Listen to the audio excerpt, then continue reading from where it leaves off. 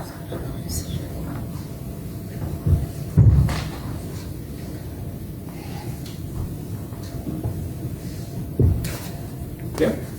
Okay. Good evening, everyone. Welcome to the event which has been put on tonight by Kingston Race and Equalities Council. Really a real pleasure to see so many faces in the room. And it's really wonderful to actually be in contact with people again and not looking at that screen and wondering whether or not they're paying attention to you or if there's actually anyone there when they turn their screens off. So really welcome to this event. Now, to start off with, Ian Thomas, the CEO of Kingston Council, was planned to be with us this evening, but unfortunately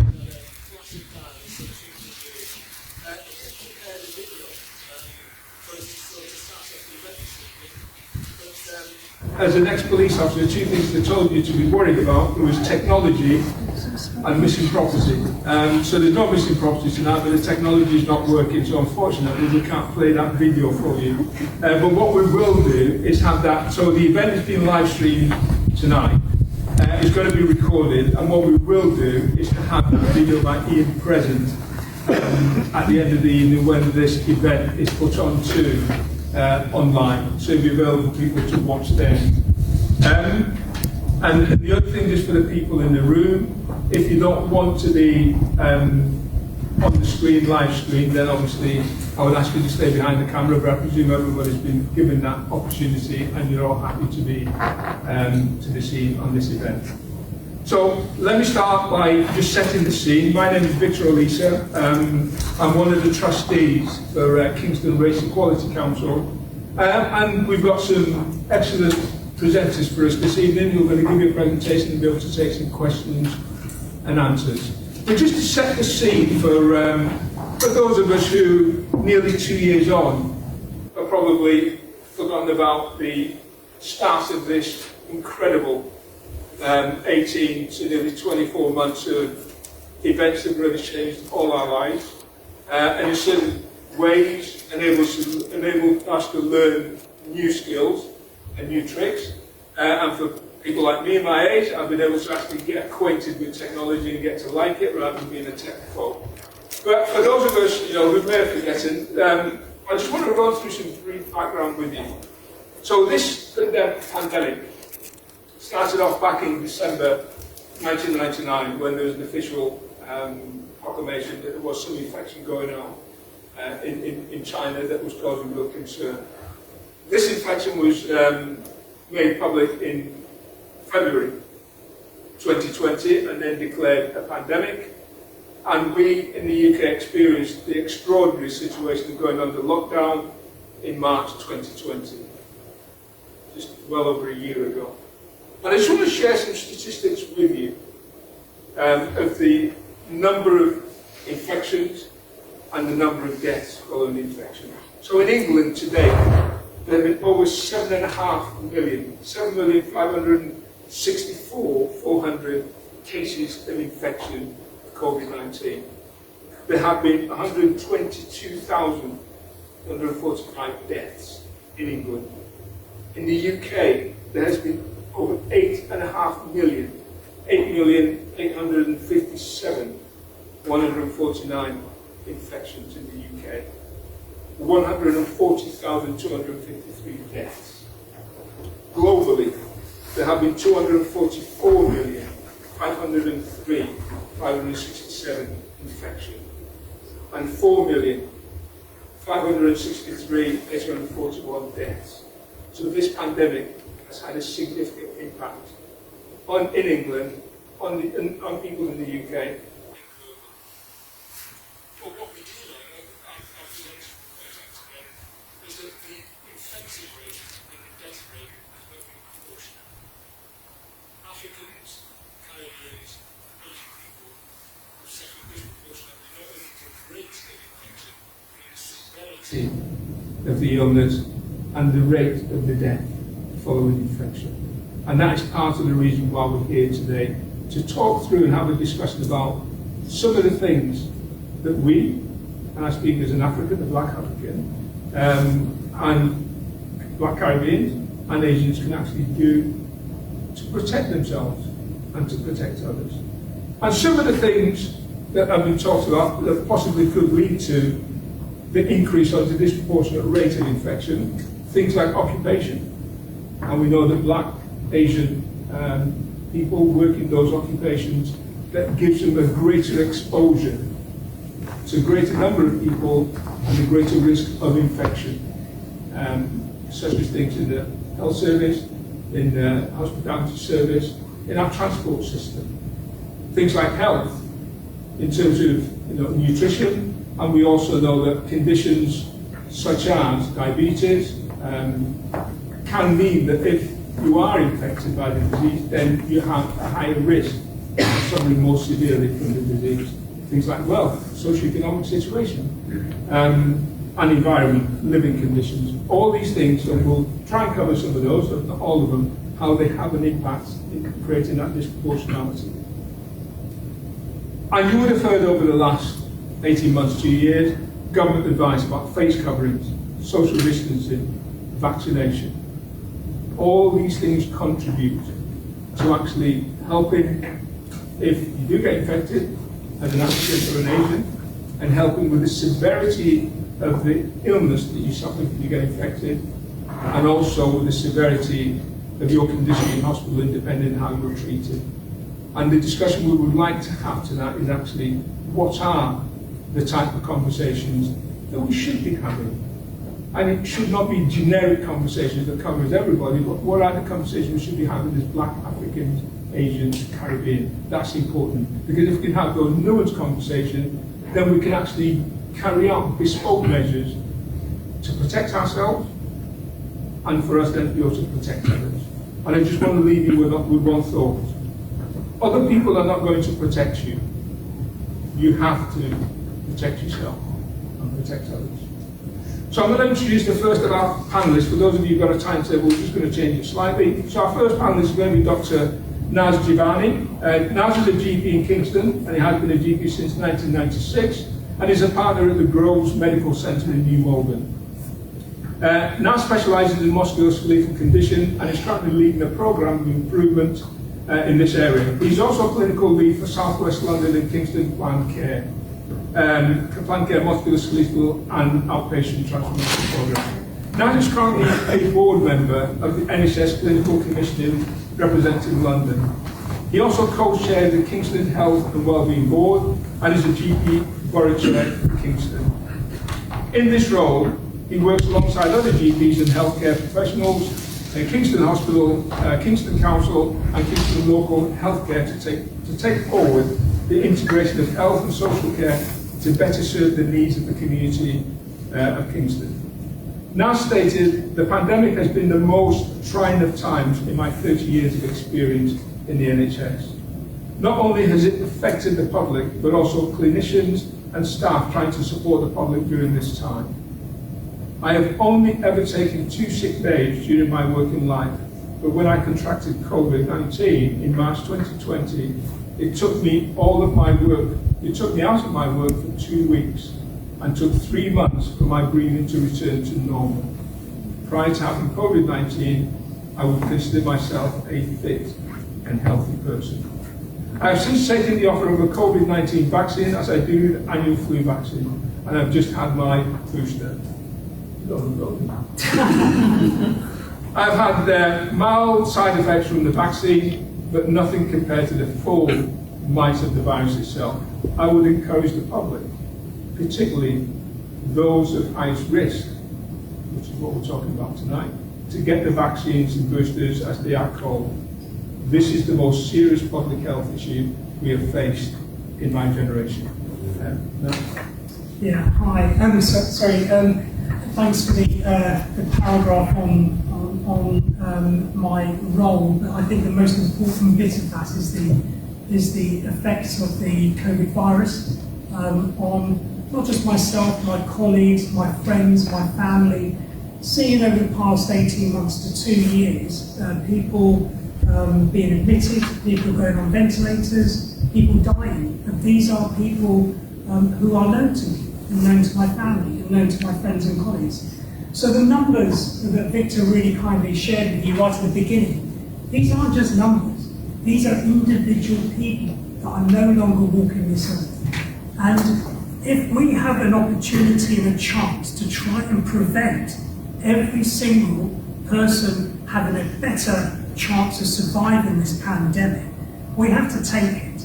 We know during all the research that's been going on over the past 18 months, and 2 years actually, since it was announced in China, with all the research, we know that there are certain population cohorts that are at higher risk. We know if you are obese, you are at higher risk. We know if you are diabetic or have any other comorbidities, you are at higher risk. We know because of your ethnicity status, certain ethnic status, you are at higher risk. And you know that if you are unvaccinated, you are at higher risk. So these are the things that you can try and help with. So keeping yourself healthy, doing the social distancing, masks, the hand hygiene, and really importantly, the vaccination. Now, I think that we understand the reasons for vaccination, but a lot of people are hesitant because it's a new thing. People are not sure.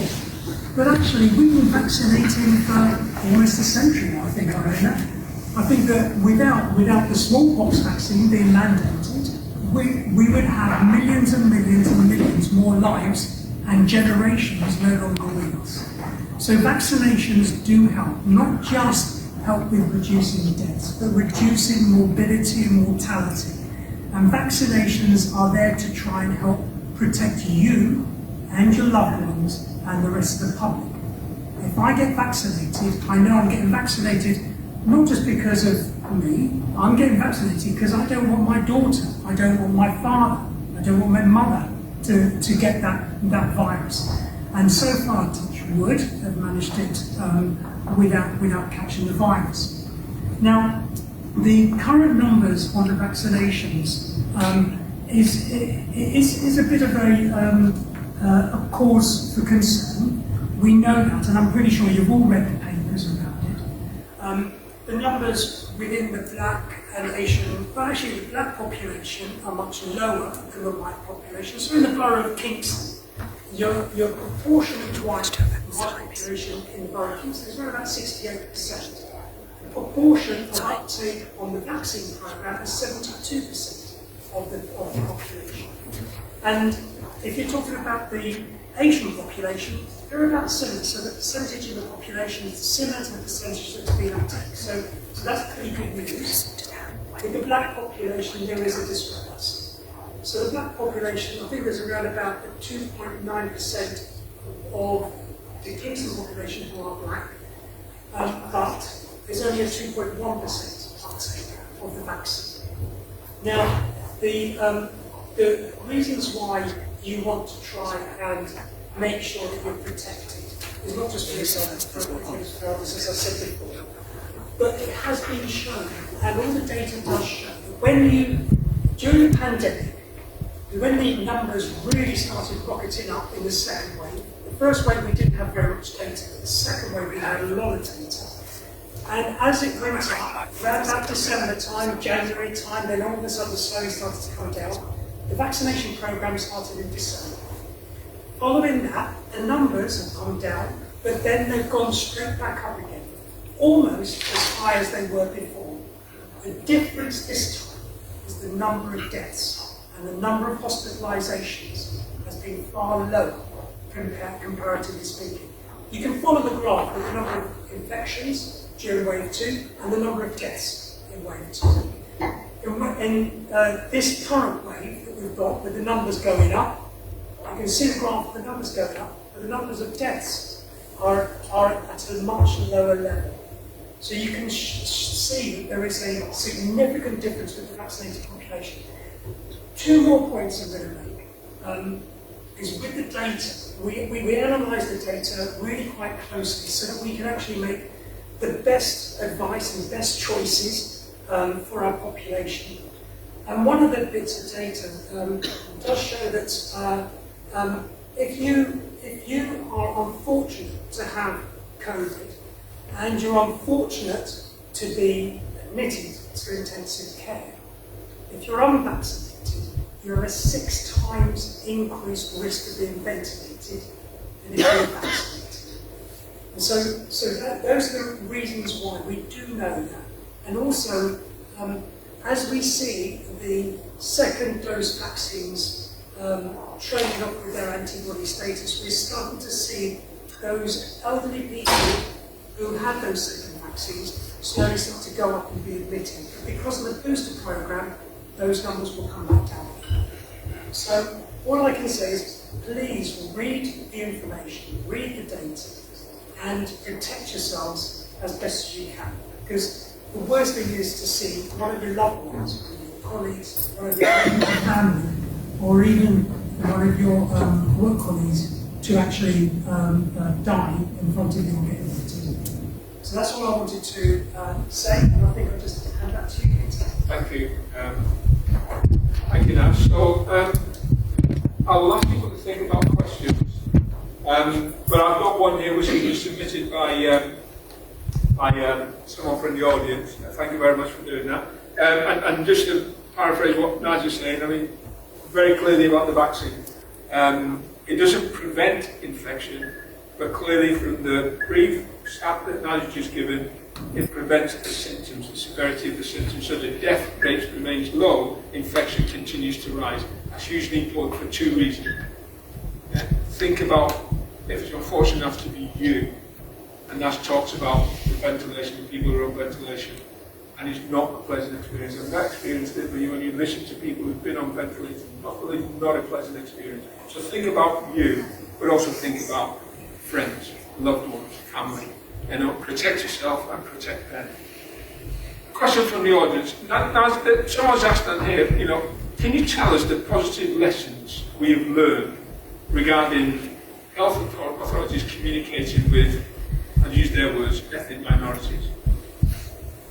So, you've got some information there, but how do we communicate? What are the positive things we can actually use to communicate to them? So I think I'll hand over to Iona about it, but I think from my point of view is that we've held an awful lot of video conferences with the community. We've tried to impart information as we've been getting it throughout the vaccination programme, because there has been a bit of a concern because it's a new vaccine. So we've been really trying through not just written messaging and communications out to the community, but actually doing video communications with our most vulnerable population to try and answer the questions honestly around what their fears are around the vaccination programme. I don't know what they say. Yes, hello. Let me try and introduce you. Sorry. Iona Livingston, who's the Director of Public Health at Kingston. Yes, so I think a couple of things to share is I do originally weekly and now fortnightly update with all the voluntary and community sector. I know some of you in the audience tonight, I get to see you up there, which is both an update on the current picture of the virus, the numbers of infection, the age groups, etc., but also updates around information that's available, availability of the vaccine. We've also used, so that's quite helpful for being up to speed, because we know that community members are often the ones that get asked when they're out and about for information and advice and where you can signpost people to. But also we've had champions that have been out and about in the community. We've had videos of those people sharing their experience, and I think often using sort of role models from the community, people that are trusted voices, that are well-informed trusted voices. We know there's an awful lot of misinformation out there, so having those community leaders, voluntary sector leaders, are those trusted voices, well-informed through the sort of information that we've had, I think has been a really good way of getting the information right down to grassroots level. We've done it through the faith sector as well, so I think sort of learning from that as a means of getting to those communities. And I think those leaders that we've got, we'll keep using them for other things. Hopefully we'll get to a day when we're beyond COVID, and we'll be using them for other health and well-being sort of messages as well. But that grassroots champions and getting vital information, I think, is probably a couple of really big positives, ways of engaging with our community. Excellent, thanks, Iona. And you said on that, some of the methods that we use to communicate with people. I'm just going to throw it to the floor. Does anyone want to ask any questions about, what are the positive things that you would like to know about? Chair, can I suggest that for the video. We haven't got a mic, so can people throw their voices a bit? Because we're gonna show this on the internet later on, and it'll be useful for people to hear what we're doing. Of course. So pretend you're on your mobile phone and you're in a telephone carriage and shout like I've never shouted before. Never before. Okay. Sorry, I introduce myself. My name is Tarek Shabir. I'm from something called Save the World Club, a charity. I have a question. I mean, there's actually two, but Dr. Najib could answer the first one and then the other one others. The question is that I've got some people asking, look, directly, does the vaccination work?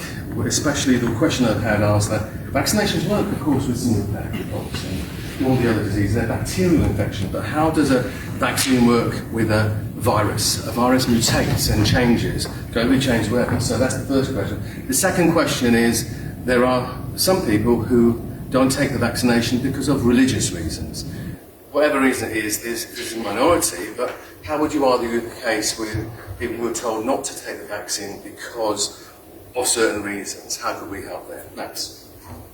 So I'll answer again. I only might want to come in here. Vaccines work in a variety of different ways. You can either get an inactivated form to actually put a particle in that inactivated form to then get into the body, which then creates the ability to create antibodies within that person. But the vaccine programs are not just bacterial. Meningococcal is a bacteria, but measles, mumps, rubella, these are viruses. So viruses are, and flu is a virus. So every year we vaccinate against the virus. So there are a variety of different ways. And I think the one thing that they were concerned about was the mRNA vaccine. But it's a new development. It's not a new development. It's been in the pipeline for 10 years. And they were waiting for the opportune moment to try to get this mRNA virus vaccine out. But they have been looking at this virus vaccine over the past 10 years. When it comes to religious reasons, I'm not here to say you have to have the vaccine. Taking any vaccine or taking any medicine is a personal choice. You have to weigh up the pros and cons. Every person has to weigh up the pros and cons. I've weighed it up, my wife's weighed it up, my parents have weighed it up. But it's an individual thing. So if you're saying you're not taking the vaccine for religious reasons, I'm not going to argue with you. I'm not going to say, oh no, you should look at it differently. All I would say to everyone is think very seriously about the vaccine, about the reasons why you will take it, and also the reasons why you won't take it. And then you need to come to your own personal choice and your personal decision. Thank you. Yes, I guess for me, as a public health practitioner, the benefits of vaccination over 100 years are really huge. And I think some people have been concerned about the speed with which the COVID-19 vaccination was developed. But as I say, and as said, it's based on technology that has been around for a long time, being developed. And it was the huge efforts of international scientists working together day and night to come together on this in a way that they've never done before. So it wasn't that things were short-cutted or enough research wasn't done. It was the speed with which it was done because everybody was working together, sharing the results, sharing their trial data in a way that a pandemic has required in a collegiate way, and therefore different researchers were able to learn and then test another variation and move on very quickly. So the speed of development doesn't hide the fact that there was any shortcuts. There weren't. It was the collaboration internationally, often led by UK scientists, that made a huge difference. I think there has been misinformation around, for example, the content of the vaccine. I've seen and shared with me, does it contain pork products, for example? Absolutely no evidence. Again, there is misinformation out there. But that's where I think having an opportunity to speak to your clinician, if you've got questions you want answered and double check, then I'd recommend having a chat with your doctor or your nurse in your GP practice and explore that, because they will give you the time to answer your particular questions. Again, if you've had a sort of a medical condition, you think, oh, I've heard about X or Y, maybe it's not for me. have that one-to-one conversation. Don't be relying on necessarily what you see on a banner headline on an internet website, for example. So if I can just add one more thing about the speed of the vaccination programme, Ian is completely right. There were no shortcuts. All the phases and all the trials went through exactly what they should have done in a normal way, except that they started overlapping. So before one phase had finished, they'd already started a second phase. So there was overlap, so they didn't waste time, and they were getting learning from each of the different phases. And you will be cognizant who are watching this, we've got two other members on the top table here who have not been introduced, and I will introduce them formally when they're going to present, but I'd like to give them the opportunity to contribute if they so wish. So to my left is Dr. Troy Bailey, who's a practitioner in a local surgery GP in Hook, and then on my right is Dorinda Hussain, who's a district nurse team manager in the local area. So if you please do want, I know you're going to present, but if you want to contribute an opportunity rather than missing you up into the questions, I'll just leave it open for you if you want to.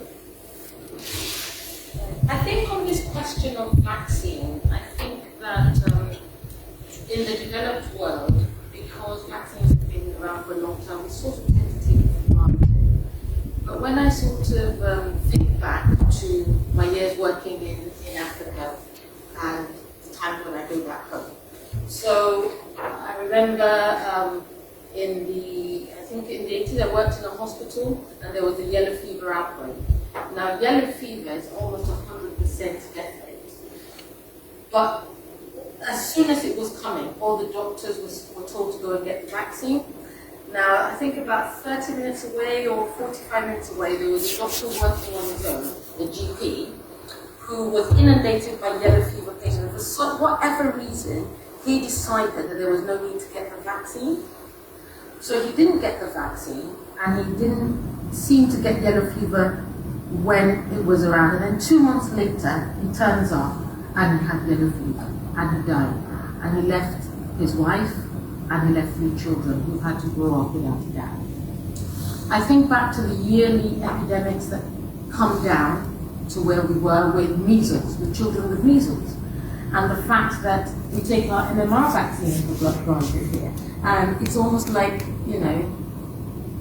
it's nothing, you just take a vaccine. And apart from the few people who don't take it for their children, most people get it. And so nobody, I'm not sure anybody here has seen measles. I have seen a lot of measles, and measles is a deadly illness in children. The same thing with meningitis. We had a lot of meningitis in the area where I used to work. And apart from those that died, they're the people that end up dead. They're the people that end up with other sequelae.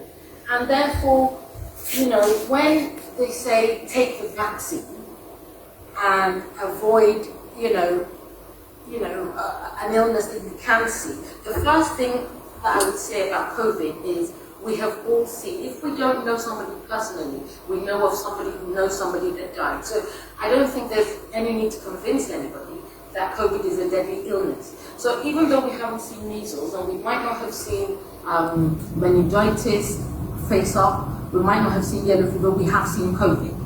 And we know that COVID is a deadly illness. And therefore it follows that if illnesses have been prevented by the other things, if they're saying to you, well, actually, you may get COVID, you may not, but if you take the vaccine, even if you don't, even if it doesn't stop you getting COVID, it probably will stop you ending up in hospital, and if you do end up in hospital, then you're not likely to die of it. I think there isn't, a stronger sort of argument than that, I think.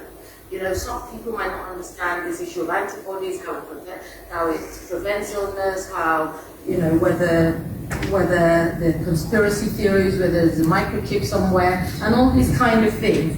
But what you do understand is that there are people that have died, a lot of people, and there are a lot of people that have survived, A, by keeping themselves away, which isn't doable forever, locking themselves up in the house, and B, by now taking the vaccine, you know, a lot of us are able to make. So that's what I would say about that. I have a lot of other things to say later on, I think, on that point. I don't have anything to add at the moment as well, because when I present, I just want to sort of talk about the lived experience we faced from our district nursing perspective. But everybody has said it so eloquently, we are obviously in the same machine. So, yeah, the vaccine, again, is not just to protect yourself, but you know, your loved ones.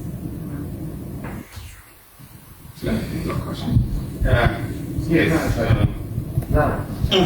I'm Sheldon from Kiwi, still with Save the World Club. Originally from Uganda, but been around. And I got my first. I had a very big, whatever, COVID when I got it. I went for a wedding in April 2020. I had it very bad 2 weeks.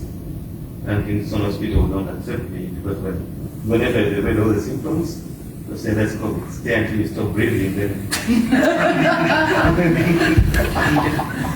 Yeah, but after that experience,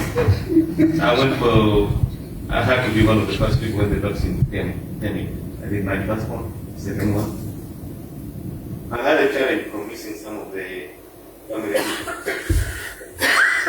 but I now live on beliefs.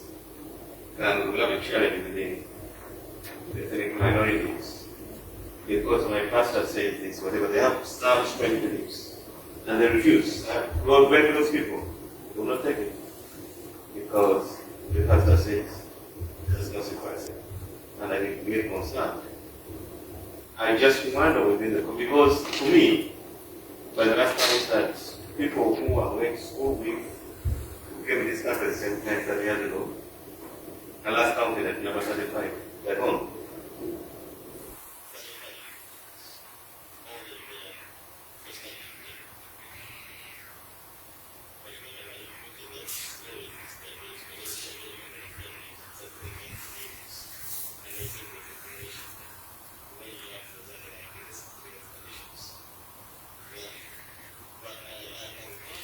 And the work which would be able to convince the people and I don't know what would happen.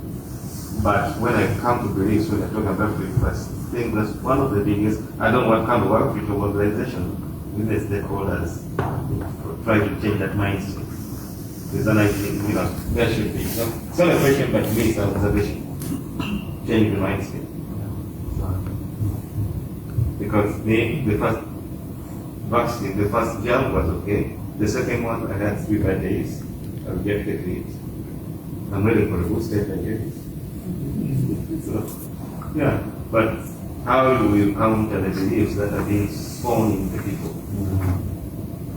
So you're because I think that's a really interesting point about getting to the community leaders and the people within the community that are respected and looked up to by the community.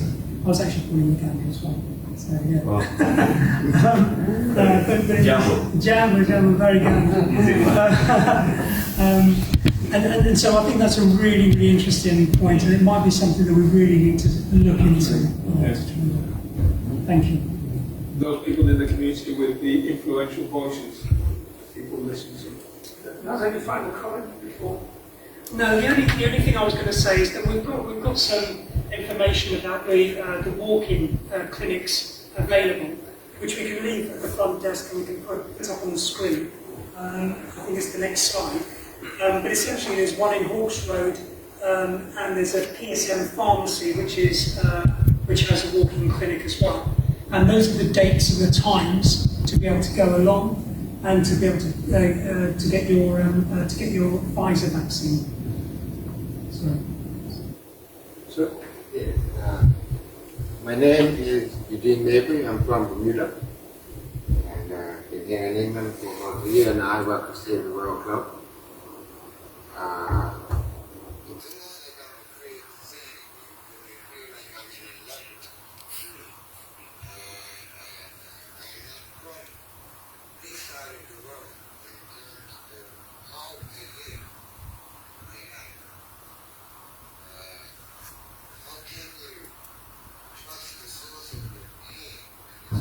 source of your pain does not acknowledge that it is causing the pain. I speak of what Europe has done to Africa and the African people and around the diaspora. I am a tennis professional for some 50 years. And in my country, I was rejected. I taught Tony Blair when he came to Bermuda at the government house. And still, they do not listen. I don't want to upset anyone here. My mother vaccinated me as a child.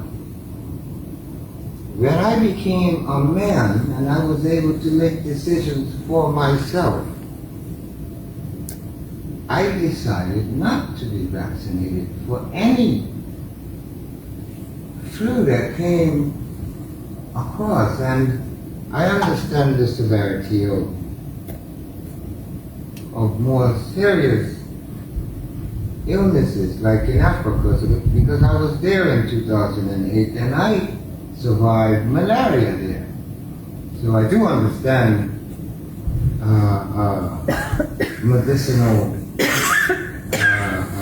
practices. But feeling like I'm in a laboratory where only a certain aspect of medicine is covered, when there are other natural aspects that also assist. So I'm not saying that or I do agree with sharing the information of the consciousness of victory versus the consciousness of oppression about taking medicine. I would also say that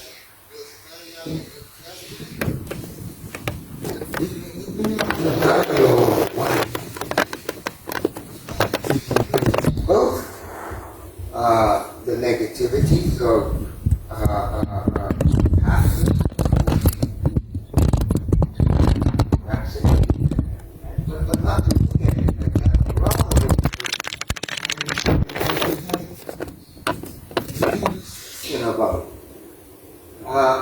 so that both sides and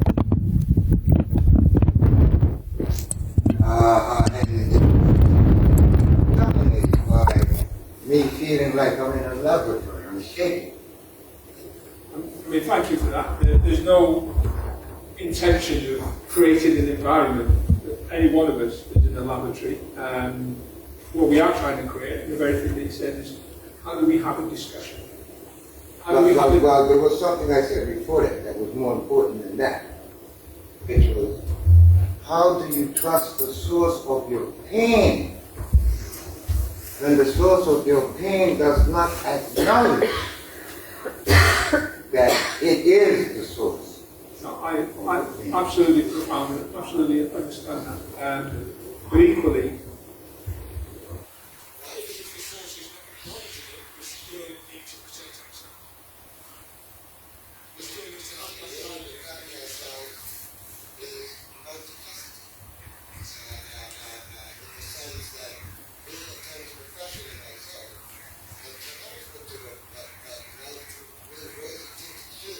and allow my students to go to get their forehand because it is their favorite job. I must assist them in developing their backhand, which is their weakness, which is what will be considered the negativity, which will be considered the thing that is taboo, that you don't want to go into. You know what I mean? And whatever. No, absolutely. Taking on that analogy, we can't be in a position where everybody says, I'm not taking the vaccine because I don't trust in it. There's got to be a wider discussion. Sure. That's all I'm saying. I agree. There's an awful lot of things that you can do naturally to try and protect yourselves. Keeping yourself healthy, making sure you've got good maintenance, good weight maintenance, making sure that you are Well, yes, rather than alcohol, not necessarily. So there's an awful lot of things that you can do: social distancing, hand hygiene, face masks. So all of these add. One of the other bits to your armory, right, is the vaccine. That's one of the bits. And another one is as soon as you feel that scratchy throat, cough immediately, and it will go away. And so therefore, it will not get in. But I think that's what you're saying, is that it is a discussion. People have to be given the facts for both sides, okay? Yeah. So if you've got the facts, and it's not like a Brexit discussion where limited facts were given on both sides. But your side is facts. Our side is from our grandma. But that's still valid. That's still valid. Is it that? Of course it's valid. So I mean, there'll be other opportunities to pick up the theme. So, Naz, thank you very much. And just to pick up some of the points that come from that discussion, and you've rightly made it, so you didn't give your name. I did. Eugene Mabel. Eugene, apologies. This is down to personal choice. We all have choices, and we make our choices freely in a democratic society. Nobody's forcing anyone to make a decision that's not free choice. However, the other thing is, out of sight is not out of mind. You know, and what Tony was saying, just because we don't see the other conditions that are now being reduced and some eradicated through vaccination, just because we've not come across somebody who's suffered from COVID-19 doesn't mean it doesn't exist and the impact is not devastating. And then finally, when we're talking about the vaccine, it's not the be and end all. It's part of a collection of processes to reduce our risk of infection and reduce the severity of infection if we're unfortunate enough. We're not going to take away social distancing. We're not going to take away face covering. We're not going to take away the advice of washing hands. So the vaccine is not the only thing. It's part and parcel of a whole collection of things that we need to do to prevent ourselves being infected and to protect other people. Now, thank you very much.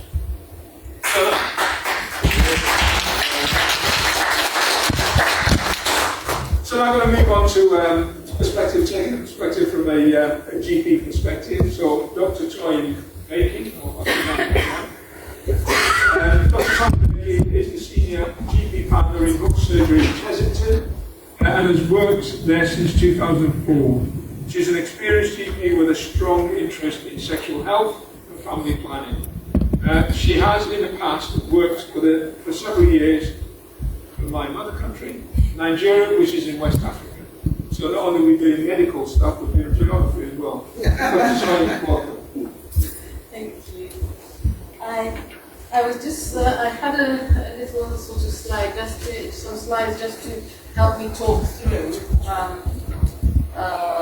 what I wanted to say. So, I mean, like I said before, when COVID came, and I think in December of 2019, we didn't really know about it. And then in January, it seemed as if this was some strange thing from China, and then there were all these emails that we got about, you know, be careful with anybody coming from Wuhan, and then it moved to Italy, and just a few bits. So we just thought, oh, you know, just like, you know, other viruses that we've heard of, you know, this was something that would just come and go away. And unfortunately, it didn't go away, and which meant really busy time for all of us. But I first had this up, you know, so there were lots of things going on. We were hearing about COVID-19. Is this an epidemic? In the past, there have been, you know, smallpox. There have been different outbreaks. So then we all had to go into lockdown. You know, just various things going on, and you know, it seemed as if this got too much. I had this slide that I put on just to show the sort of personal effect, and this I actually took from the Daily Mirror of June last year. But actually, this was a friend. This was a friend who I last met up with about, you know, a year or so before the pandemic, and we went to this place in Clapham where there's live music and food, and the live music is an old man who used to play when we were growing up. And so that was a nice place to meet up. he died at home waiting for the ambulance from COVID, leaving behind his 5 boys. But his son, this was in the Mirror, because when that whole issue of Matt Hancock breaking the news came up, his son was livid, and this was in the paper, so that's why he's there. This is lots of, remembering doctors that sort of died at the start of the pandemic. And one of the doctors, the very first one at the other end, was a senior, my husband's sort of classmate in medical school, so he was 2 years ahead of me in medical school, and he was a locum in a hospital, and he died. No longer with us. So I'm sure we all know lots of people. These are just faces, this came from the beginning, faces of people who went with this. Okay, so at the beginning, when it seemed as if, so healthcare workers, I think, started to work, and most of them, there was a disproportionate number of BAME healthcare workers, especially the doctors that died. But initially, there was a lot of talk in the papers about, this was because maybe black people live differently. We live in overcrowded, we live sort of in overcrowded houses, or we're poorer than everybody else, we don't have as much money. And because nobody really knew why people would die.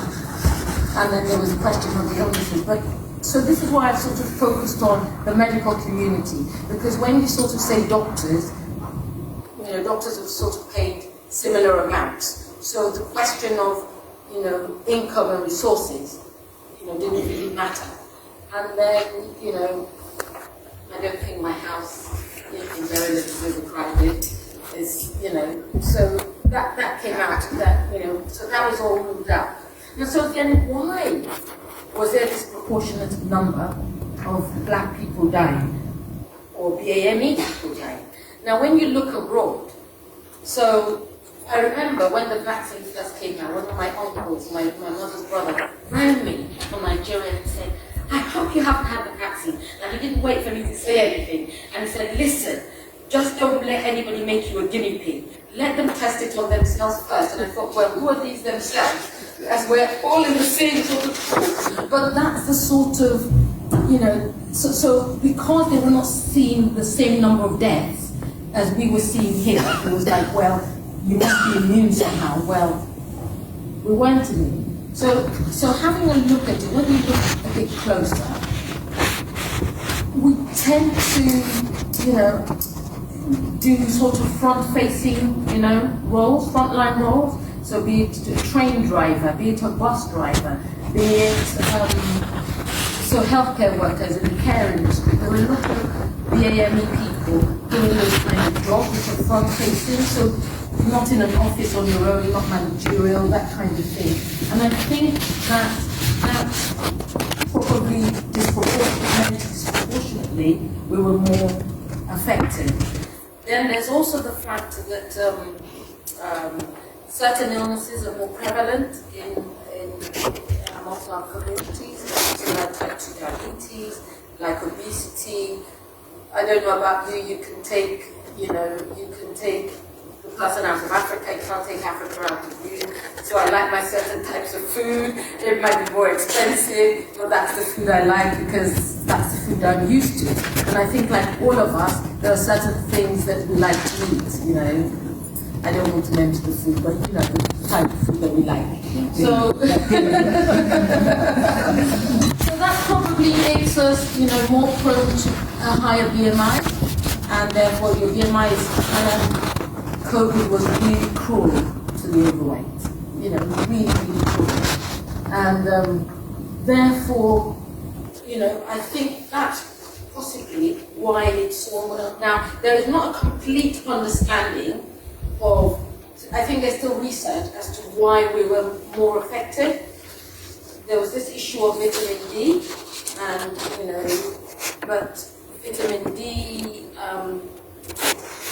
so that people in other countries were not really, we're not really dying at those rates that would make vitamin D the sole reason. So, if it was just vitamin D, you would say, well, black people, maybe in Africa, shouldn't die. So there was still death. It wasn't in the proportion that it was here. So there's not a full explanation, but what we can understand is that here, and we're all here. So here, disproportionately, we were affected. Now, I wanted us to have a conversation about why. Because Eugene has sort of, he sort of started the conversation, and I wanted us to go down that direction. Why are we a bit hesitant about vaccine? And I'll tell you a few things that might sort of generate a conversation. So,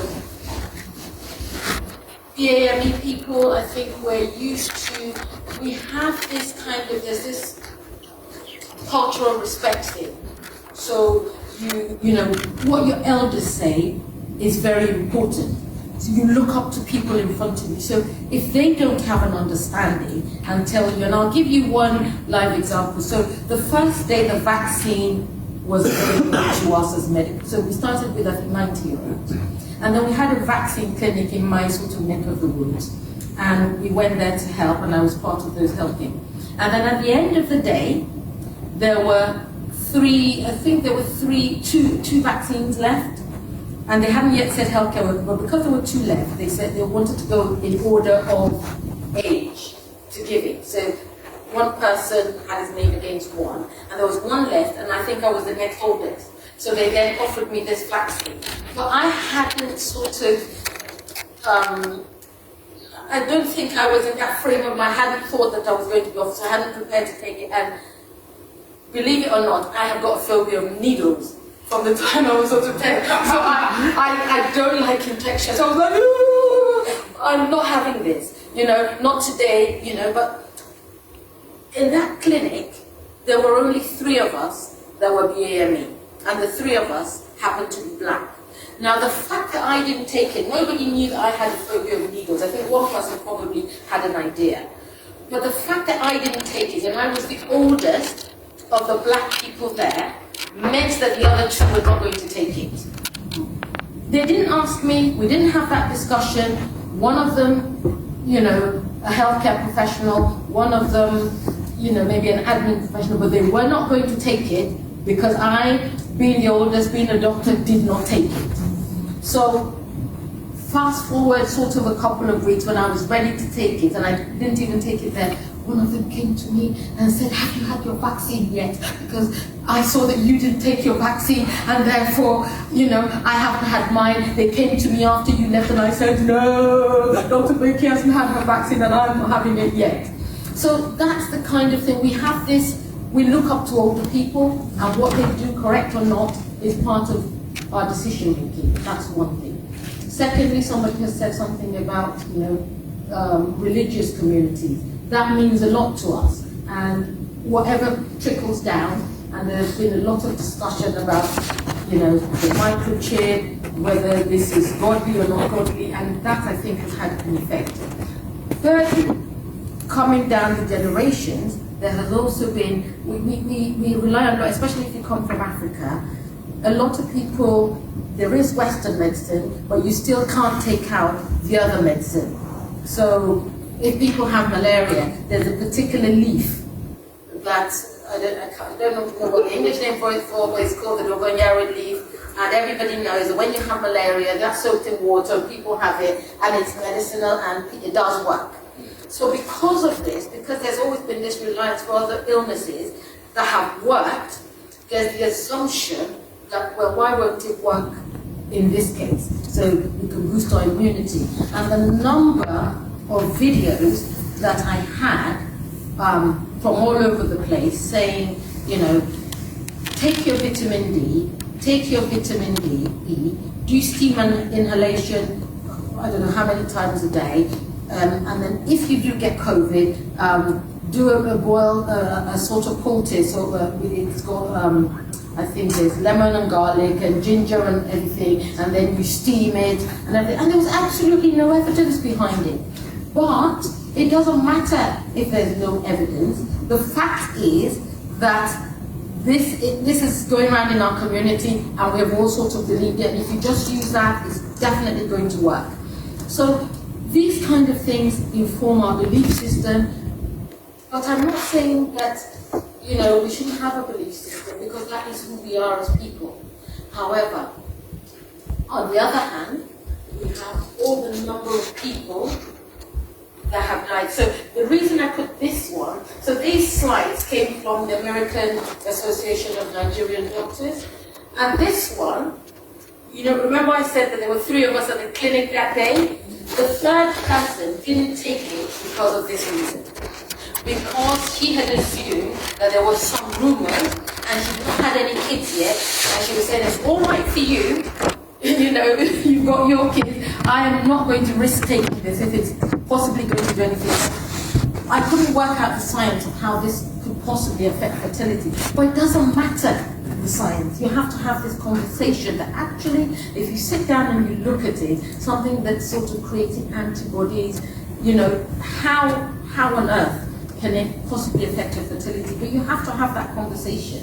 So it's going to take a lot of conversation. So this is another thing that I think somebody has talked about, which is the mRNA. And the fact that it was new, it's new technology, it's not the same technology as most of the other vaccines.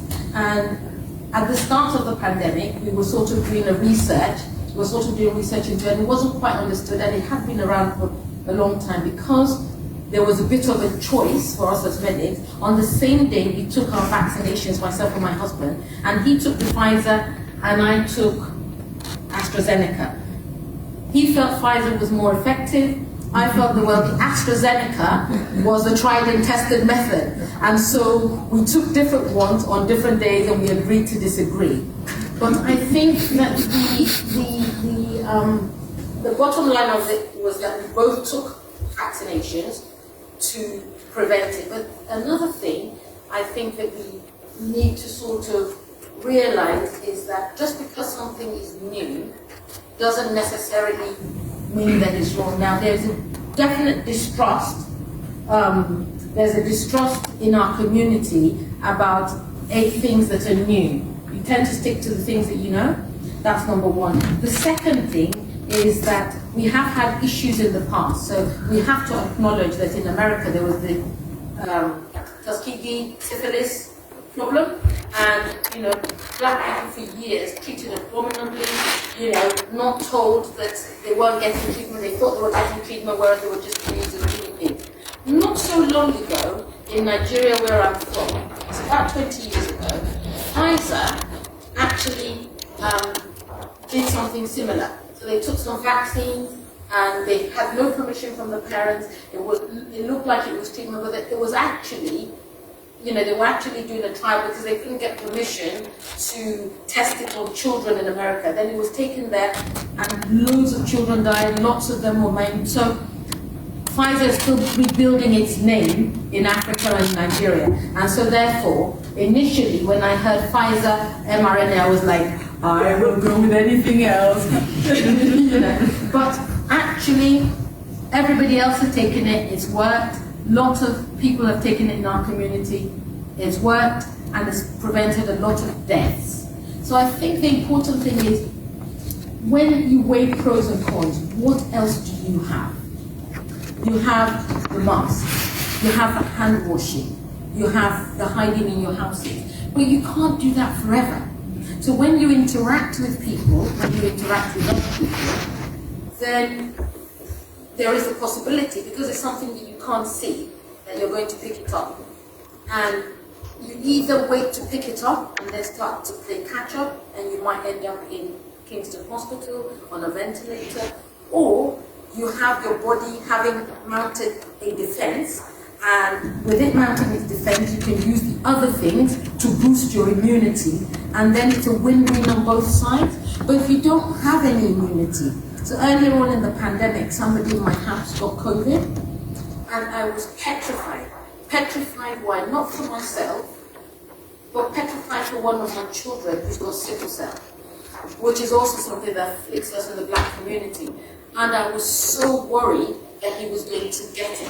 So what I did, for 2 weeks was confine him to his room, confine said person to one room, and I was in another room. And I was literally shuttling between the two of them and my computer downstairs where I was doing sort of my home telephone calls to my patient. But I was taking food up, then taking off the mask, changing gloves, then going up to this person. And, it was just completely crazy. But just the fear that I would be responsible for the death of another person, I was completely petrified. So it might not be us, but what about the grandparent that you got to go and visit? What about your neighbour that you got to help? What about the child that you got to babysit? What about them? What if your immunity is robust enough, but theirs isn't? What if you've protected yourself, but they haven't, and then you give it to them? What happens then? This is a situation that we've not been in before. And I would only say, when we put things in a balance, I think the scale tips strongly in favour of us. That's what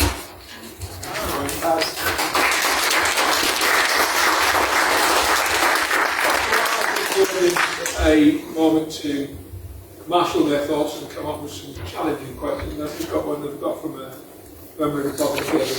And your presentation made it on trust.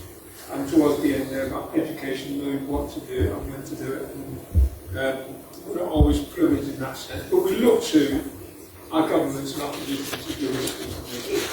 And the question from the audience, I'll slightly paraphrase it. Are you concerned at the way that the government and the opposition have responded to the pandemic in relation to black and Asian people?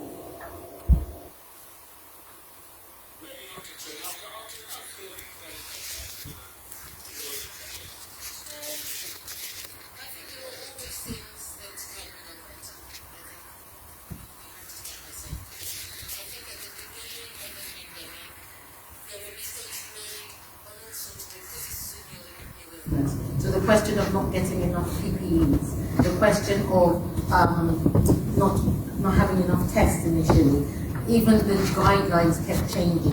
But I think those are things that would, probably have affected everybody.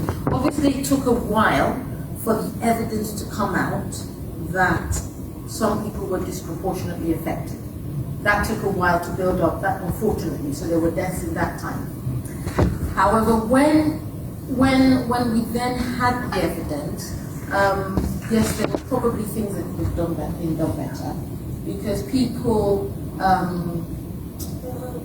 respond to things, I think, in different ways. So I think communication and education, I think, were key, because in our communities, you're not going to likely listen to what's maybe been said on the radio, or what you're likely to listen to something that other people in your community, given the fact that there have been things done wrong in the past. So therefore, you're waiting for people in your community to say, this is safe for us. Because in the past, health, some things done in terms of health have not been safe for us. So I think there should have probably been a lot more investment into time taking to meet with communities, to speak to them, to offer things in different ways. People don't often understand. So for instance, in my patch, when this first happened, and this isn't even government, so this is, when you just translate it to the government, I had somebody say to me when I was saying, well, actually, I'm not able to do home visits for now. That time I hadn't been vaccinated. I'm black, I'm of a certain age, and I've got somebody at home who's on the high risk register. I don't think it's safe for me at the moment to do that. And somebody turned around, another health professional, and said to me, I don't care about your risk because I've got my own risk. My risk is different, everybody has their risk. My risk is different from yours. So it's disgusting for you to sit there and say, but actually I thought that was a lack of understanding. So when you translate that, I think initially there was not this understanding of these people have a higher risk, they're doing front-facing roles, they therefore, they're going into people's homes, they're going to need proper PPE for them. So you could see in other countries where they had sort of, almost hazmat suits to go into people's countries. And we had our little masks and a plastic apron that did nothing. You know, so I think those things were done wrong.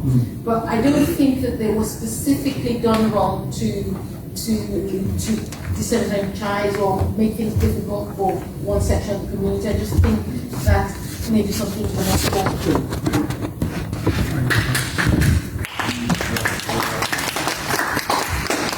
Can I just add to that? I think the other thing that I think it reflects, or part of the disproportionality, is inequalities in gender, which were there before. And I think it's really shone a spotlight that when we look at frontline care roles, where the greatest exposure was, the disproportionality of people from black and Asian minority ethnic groups, you know, transport systems, crowded housing, so things that happen to be a risk factor, which we didn't know in terms of COVID risk particularly, but the inequality in healthy life expectancy, inequalities in access, for example, were already there.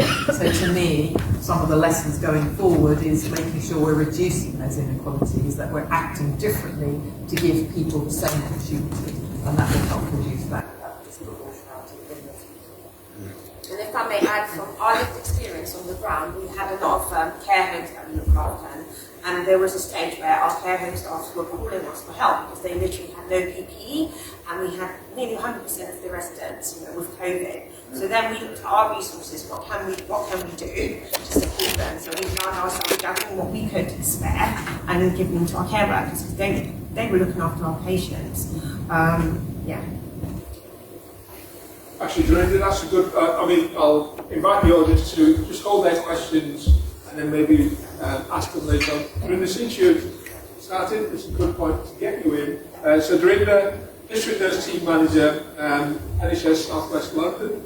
And I've got a bit of a bio here, but I won't read that, so I'll let you get into it, because I'm sure you'll talk about some of the things, and some of the things that will come out in your presentation, and we can have some questions and answers. Sure, so my name is Dorinda, I'm a nurse, and I'm going to talk about the lived experience of anecdotal evidence, all the qualitative stuff, that's what we like.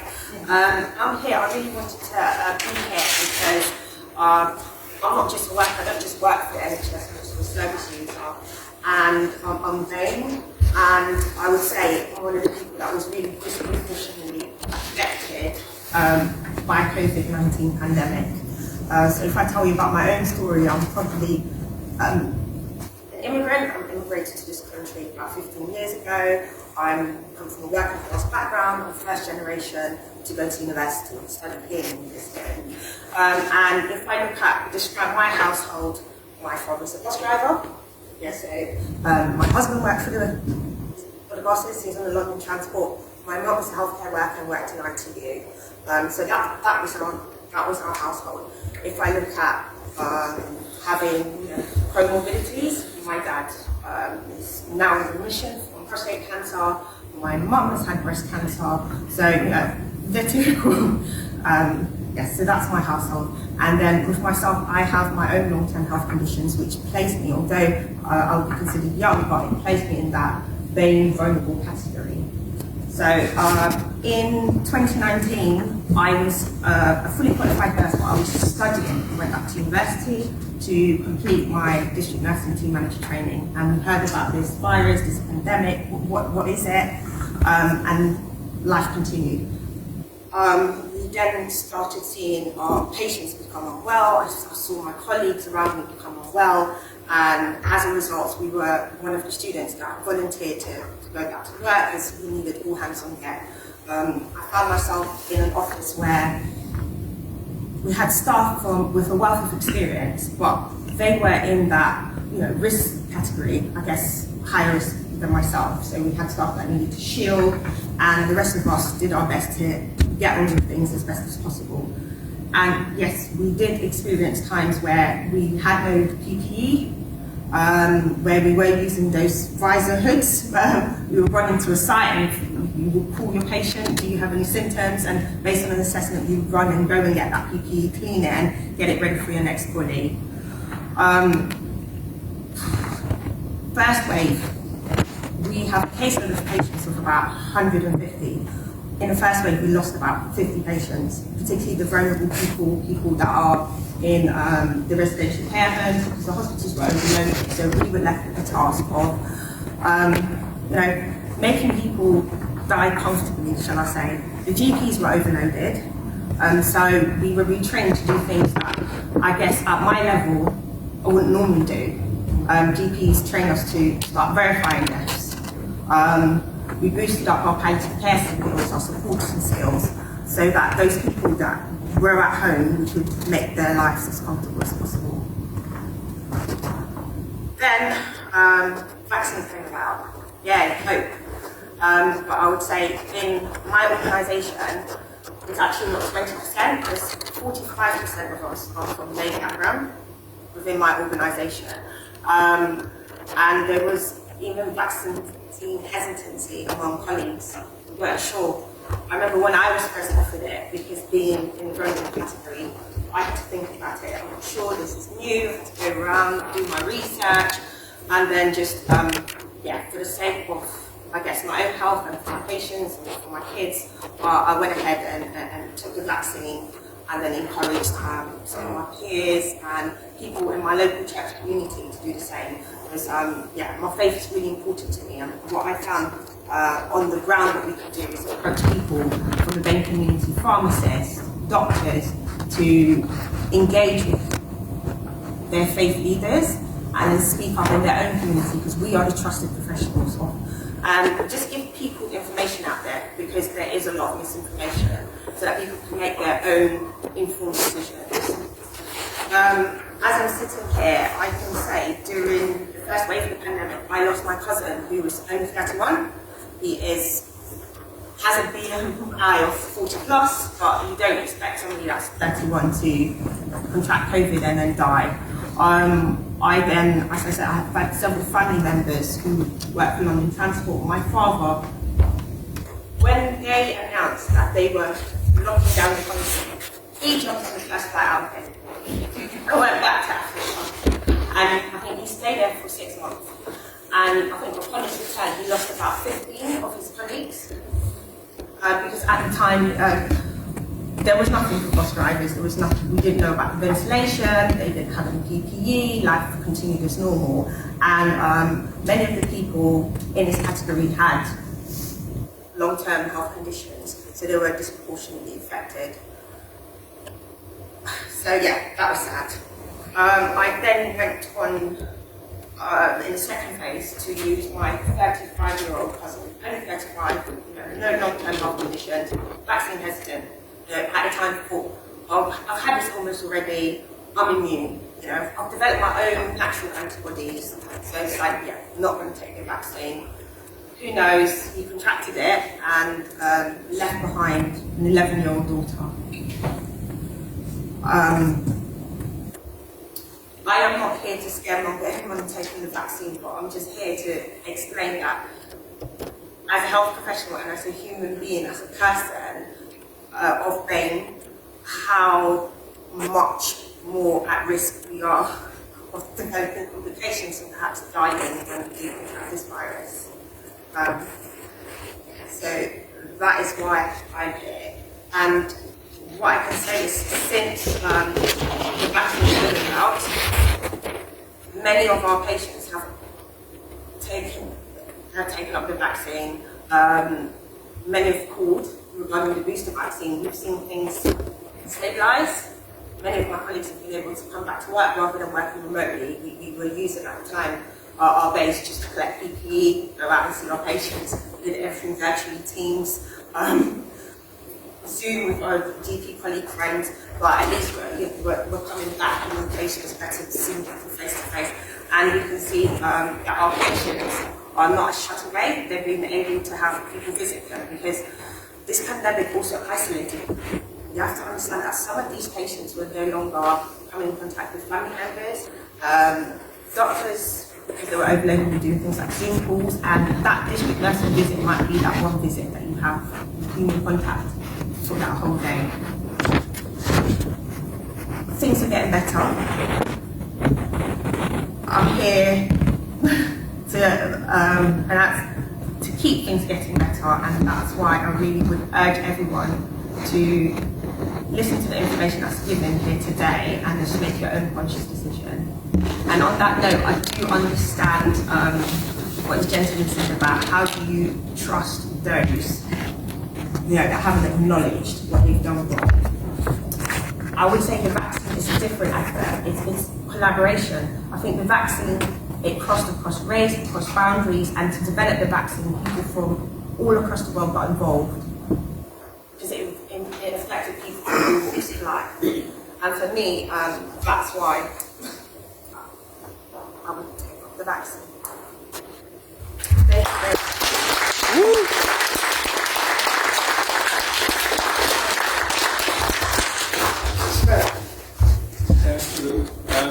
The gospel of that passion will all be very rich. I only said anything that you like to add? No, I just, it's so wonderful. I mean, very sad to hear, your loss as well, and I think we could feel that pain, but I think you taking us through that journey, just putting all those points together for people to listen, to hear, to explore for themselves, and to make their decisions. So I think we're fantastic.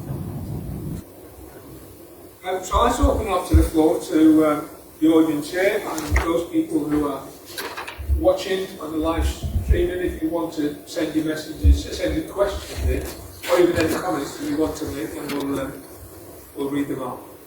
Any questions for any of the people here? I'll see you in a minute. Hi, my name is Prabha. I'm not going to stand. I'm an old lady, so it's getting late. But I think you can hear me. I just wanted to make a couple of comments about the things that the panelists have said, which I totally agree. I think the young lady just said about people giving other people the option or the chance to make informed choices. I think that's the main thing. As long as they know about it, it's okay for them to decide if they don't want to take it. As long as, like I said, they know the full facts. The second thing I wanted to say was, I think you mentioned about trust, or you mentioned them getting more, like I said, and that is really useful because I think it's no good when we first got the vaccine. I support an older people's day center, BAME mostly, and a lot of the members used to say, oh no, this, that and the others, similar things that we've heard. So when I also hesitated initially, thinking, because when I have taken the flu jab, I've always had side effects. So I didn't want to go through all that kind of thing. But then I thought to myself, well, actually, I've got a disabled son. I need to be, thinking about him. So I went and had my vaccine. But I think what I was told was, because so many people were hesitant, if I went and, so what we did was, we took a video of me taking the vaccine. And you wouldn't believe how many of my old dears all then decided, well, if you trust them and you take it. So I think that is really important for people to realize that actually, I wouldn't put myself or my son at risk, people who knew about it. So I think that was important. What people have more recently have said to me is, not so much my members, but I do a lot of volunteer work. So people have said that they are not sure, they want to wait to see what happens to those of us who've taken it. And so, let's give it a little more time. But of course, we've been through it for quite a while now, so I don't know what the expectation is going to happen. And I've explained to people, I think 1.2 or 2.1 billion people have taken it, the vaccine. So, by now we would have known.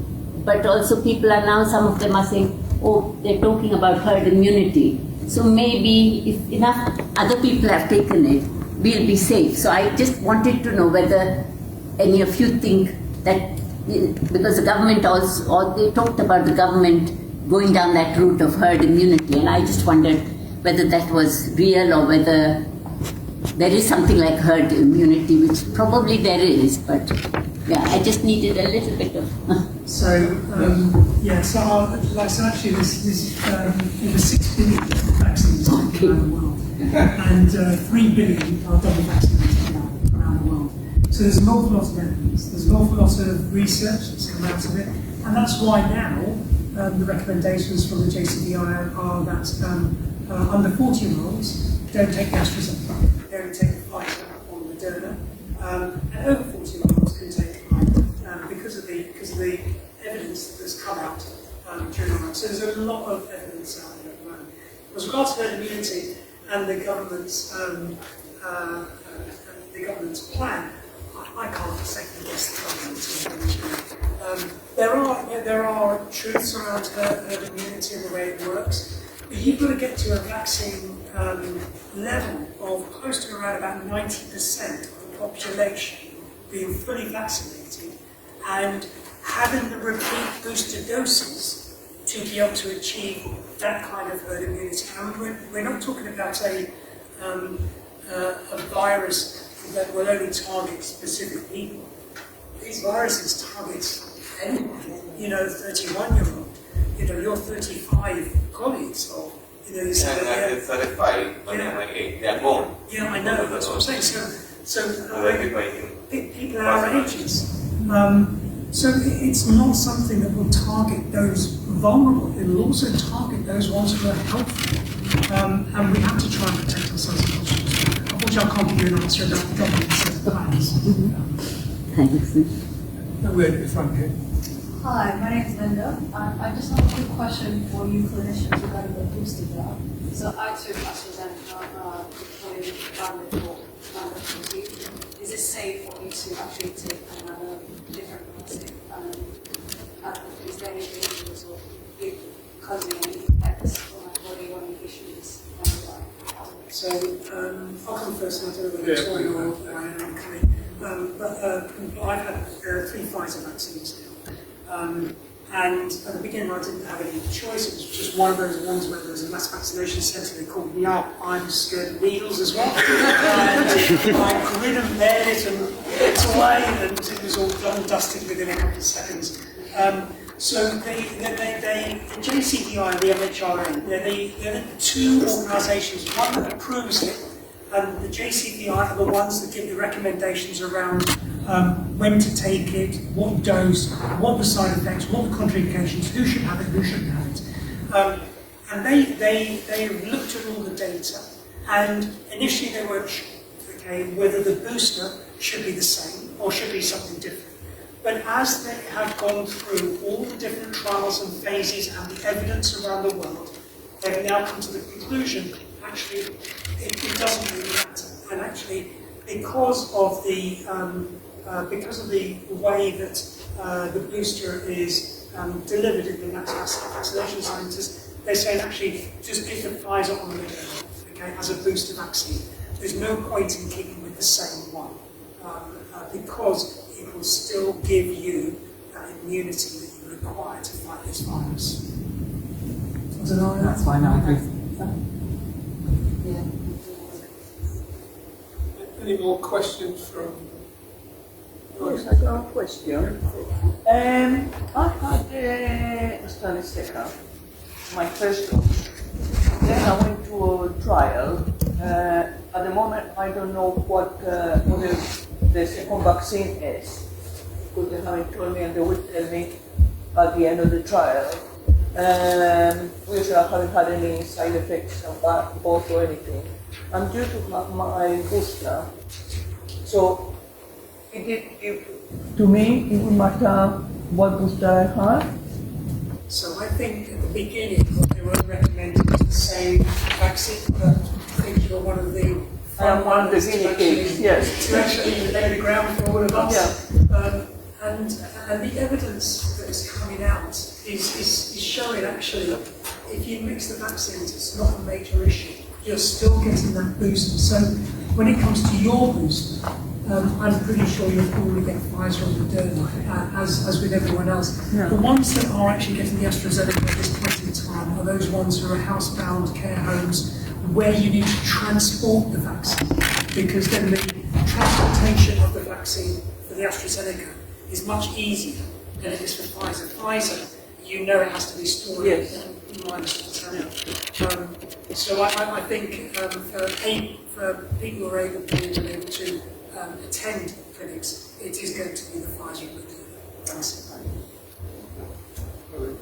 Okay, we're running slightly over 8:15, but the food hasn't arrived, so I'm still safe. I'm going to ask. I started late anyway, Chair, so. No, it's late. Oh, that's brilliant. The sound when I start to feel a bit giddy. I'm just going to ask our panellists one more question, and if anyone's got any questions other than that, then they can do. But I'm going to ask all our panellists, including Iona, although you're saying you're not panellists, you've been ably contributed. What's one takeaway message that you would give to people who are here tonight, people who are watching, people who may watch this at a later date? One takeaway question to add to the dialogue, add to the conversation, add to the information, because as we mentioned a number of times, we would like people to make informed decisions as to this additional aspect to keep them safe. And we've talked about face covering, washing hands, social distancing, the vaccinations and other elements to it. So what takeaway question would you like to, quick takeaway suggestion?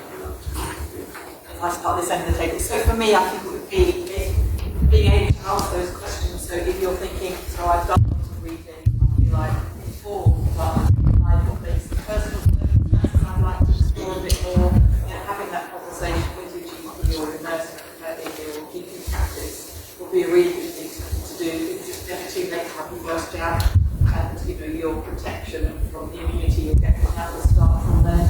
So it's never too late to have your first one. But I think that ability to ask the questions that are relevant to you, things that perhaps you haven't been able to find out from doing research, I would say that trusted conversation with your GP or practice nurse would be a really good place to start.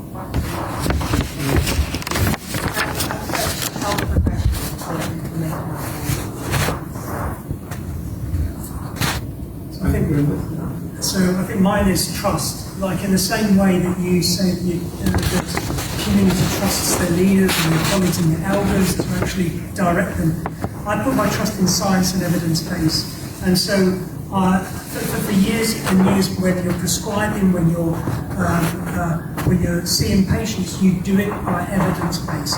And my trust has been in what has happened with the vaccine program, with the Oxford trials, with the MRHA, so the medicines health regulation, and the JCVI, which is the joint vaccination. It's getting late tonight, actually, so put my trust in the evidence base, in the MHRA, the JCVI, and actually I had no hesitation at all, because I trusted them to do the work for me and actually being able to assess these vaccines, because they've done it year on year, decade after decade. So trust would be. Sorry? I think mine is, think about the others. So let's say think about the others, think about the people, and think about those around you that possibly, prevent from getting ill. So make an informed choice because of the others, even if you don't want to make it for yourself. Thank you. Just to conclude, one of the key words I'm after seeing is that trust. And we're all going to trust different people, those that we believe are likely to give us the information, the confidence, the reassurance that we need, whether it's from the professional, whether it's from our colleagues, or whether it's someone who looks like us. How we build that trust will happen in different ways. And one of the ways we've tried to do that tonight, and I have to say a big thank you to John and Kingston Race and Equalities Council for arranging this. And I'll have to say, I did not develop trust over the years, and many of you wouldn't have been in this room tonight. And hopefully, for those who are watching this being streamed live, probably wouldn't have been doing so. So, John, thank you very much.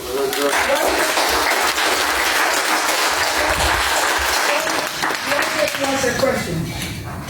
Oh, it's finished. Go on, we'll let you have a question. You delay food, but we'll grant you that privilege. No, I just wanted to ask. I've had the 2 jobs. They are offering me the boosted job, but I'm not hesitant. But I'm beginning to worry whether I need it now or I should wait a few more weeks. What would clinicians tell me if my I want to see my GP to say, should I have this appointment? What do you say? Because I've had 2 jobs. I feel okay. I think all the evidence at the moment is that at about 6 months, seems to be optimal to have the booster. And I don't think they'd have called you if it was about that time. So I think your immunity has probably, when you just need that little boost to just get you over the. It's just like the last win. If you're running a marathon and you're flagging, you just need that little push. I think that's what you need. Can I just add something that I forgot that I really wanted to say?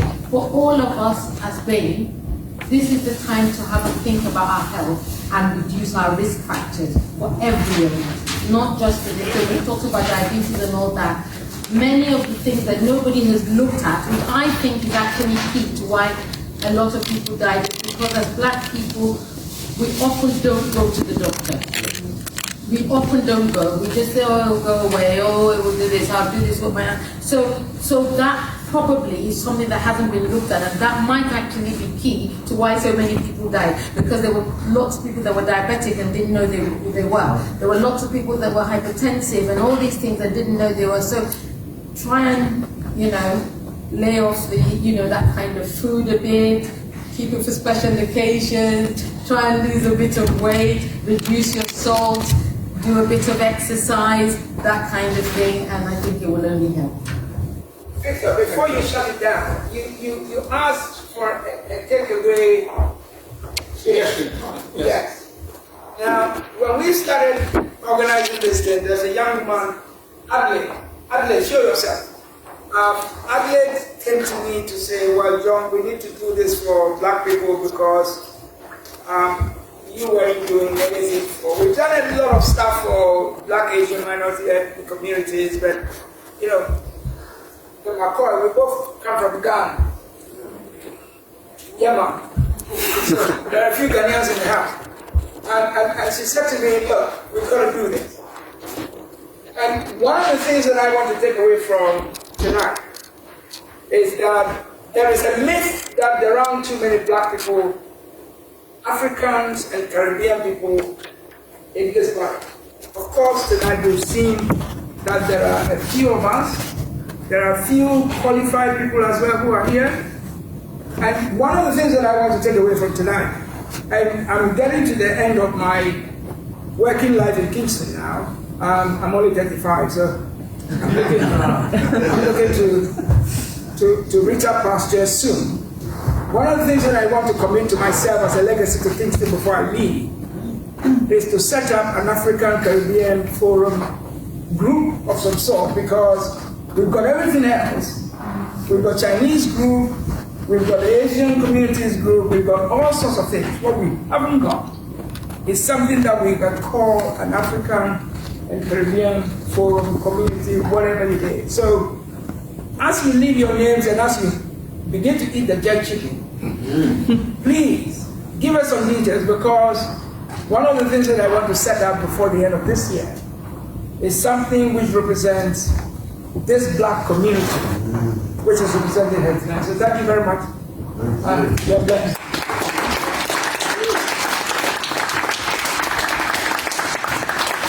And finally, just a thank you to our panelists, Iona, Bridgerton, Director of Public Health in Kingston. Although you said you were the panelist, thank you very much for giving us the time.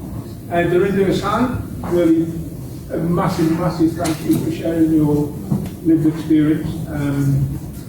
I cannot say anything but really thank you.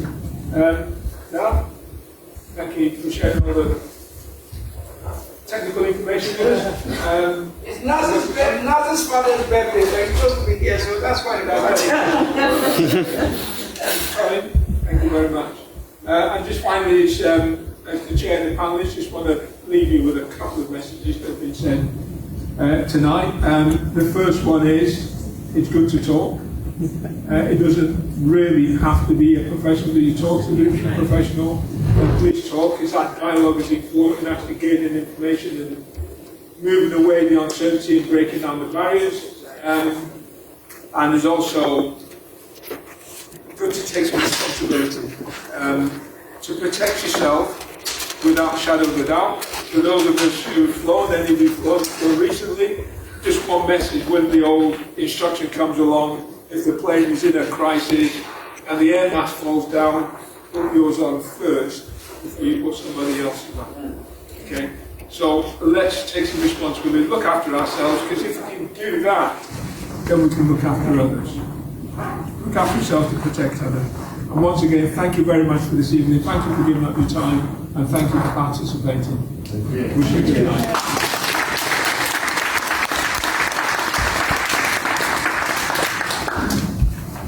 As they say, thing I said.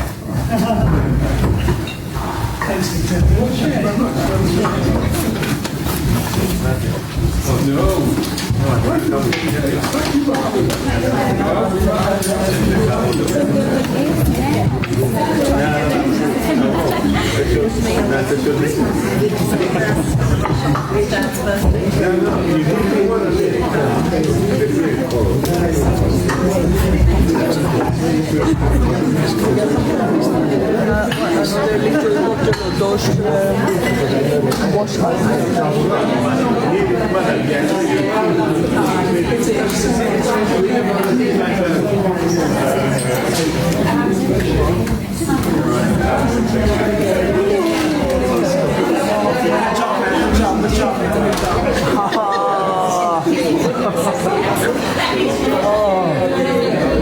You stood up 2 hours?